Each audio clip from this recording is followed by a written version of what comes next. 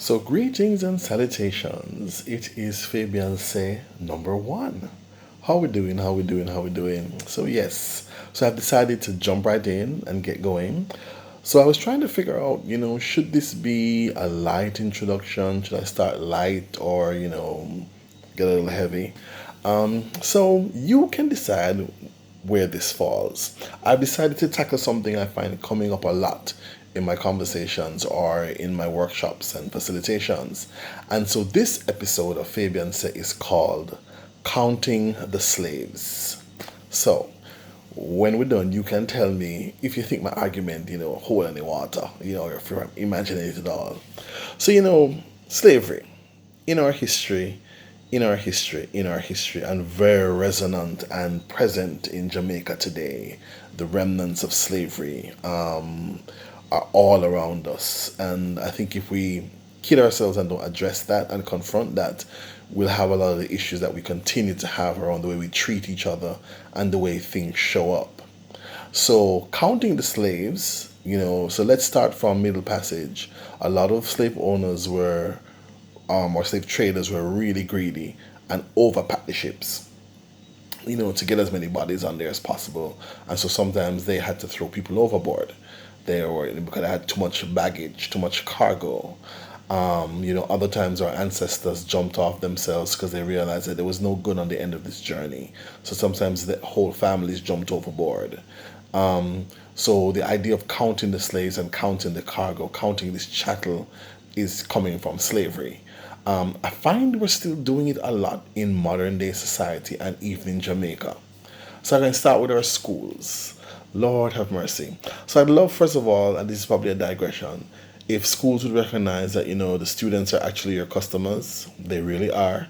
And their parents, as annoying as parents can be, parents are your customers. And how do you make schools a user-friendly institution? I have this fantasy of being part of a school one day where children want to come to school. That's a whole other Fabian Say. But let's look at counting the slaves in our school system. So I honestly believe that we are not training critical thinkers. We're training factory workers, people who nod and smile and don't ask us no question, because sometimes that's a hassle. But for me as a teacher, as a lecturer, I love students that ask questions. But also just look at the counting of the slaves' bodies in the school. Big, big, big bold Jamaica, where we brag and boast about Bob Marley, we're still hassling kids about their hair, about having locks, like having locks is a mark of shame, that a principal would make a statement about a child giving other kids lice because they don't have locks. Like, really? In 2017, 2018? Yep, we're counting the slaves. We're counting their bodies. And how is this fascination with a child's hair? What's on top of a child's head is more important than what is in their brain or in their personality, their character. And yeah, schools, don't get me wrong, order and control, but even that is an idea of controlling the body, and counting the slaves, and you need to fit into the mold that we want you to fit in. And yes, a lot of times people with, non-Negro hair get away with a lot more, but this idea of, oh, your hair must be 2 inches, where did that come from? I've been in situations where a young man who was not fully Negro, had hair that could grow long, but also a teacher bashed him for like a week about his hair, and his hair was neat and low. And I thought, the energy that's being invested in this boy's hair and alienating him, making him feel like you're picking on him, where is that coming from? Why is that even necessary? Why is that a thing? Then there are cases of, and this one case I'll never forget, a young lady, lovely, lovely China bump, and a teacher who is darker than her, basically making fun of her in class. Oh my God, I can't look at you. Oh, your hair look like that, blah, blah, blah, blah, blah. Really bad, to the point where another student takes it upon herself to do a little village lawyer thing and tries to report it. And in the process of trying to report it to get to the principal herself says to the girl, why your head look like that? And it's not appropriate for school. Now, this is a black girl in China bumps that have just been done. There are many things wrong with America, but sometimes I love how them sue people. Because if that was the States where, yeah, albeit a black woman herself shames another black girl, a black student like that, about her hair, so, that got dropped. But this idea of us, just monitoring people as if they're slaves, another scenario, and this one it tickles me, and I lived through this one, of having, a principal who was so focused on the girls in the school speaking properly that she'd go on the microphone and say, English spoken here. And I'm like, really? So you are saying to these girls that if you don't speak standard English, then you have no value. Comments like that were said. I had girls in my drama class asking me, oh, can we actually do the skit in patois? And I'm like, yeah, you can. We're bilingual. And we're going to master both languages and know when to code switch. That's a whole other Fabian Seh. We'll come to that.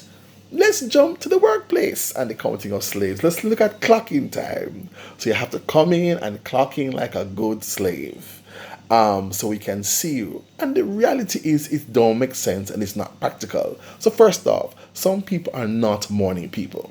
So here we're going on morning time when they reach our work.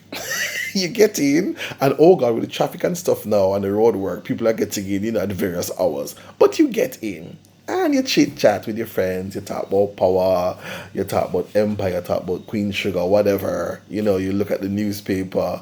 Then you get breakfast. You eat breakfast and you kick back a little bit.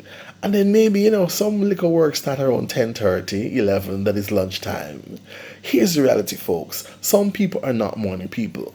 Why them can't come in at midday? Some people work better in the mid-morning. Some people are night people. So let's make work sexy again and explore flexi time.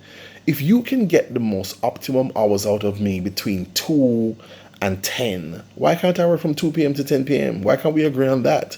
Better yet, if I can deliver to you what you need from my yard, why are you making me come in so you can count me and make sure I'm there and tick me off?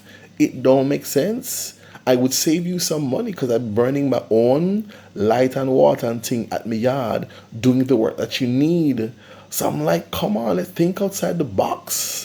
But there's this idea that no, you must come in and sit at your desk in your cubicle, in your little plantation slot so we can see you. It's like, come on, let's get with it. In our wider society. So the sleeveless conversation now, like really? And apparently I'm gathering from the work that JFJ did, there was no actual rule or law. I guess if somebody feels so and put it into play. And so this woman sleeveless thing came in, which is ridiculous. I saw recently on Facebook a young lady who, when she showed what she was wearing, was barred from a library space because she was inappropriately dressed. I mean, what is the fear and power in women's arms that they have to cover them up? Why are we having men, whether in parliament or wherever, wear jackets and ties in this ridiculous heat? It makes no sense. But there's this idea that we must corral people and check them off and get them to do what we want them to do and meet a particular standard. Come on, my people, it's 2018. Make we free up ourselves a little bit now. Make we stop counting the slaves and enslaving ourselves and recreating these structures and these things that separate us and just create angst in our world, as opposed to just saying, okay, let's have a space and function in a space where we're respecting each other and honoring each other, and trying to be at our best as people, as these spiritual beings taking this human journey, as opposed to these stringent, rigid rules and categorizations that I call and I'm deeming counting the slaves. So yeah, this is episode 1 of Fabian Seh. Bless upon yourself, bless upon yourself. Peace and love.